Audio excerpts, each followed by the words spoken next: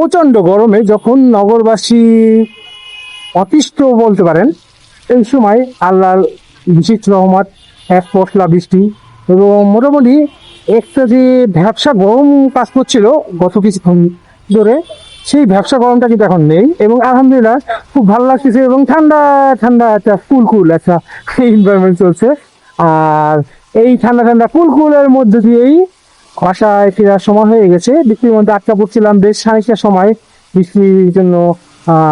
একটা মানে বৃষ্টি যে জায়গায় দাঁড়াইছিলাম সেই জায়গায় তো আসলে বৃষ্টির ছিটে ছিটে পড়তেছিল খুব, মানে এইভাবে প্রস্তুতি নিতে পারি না বৃষ্টি হঠাৎ করে বৃষ্টিতে আসার কারণে।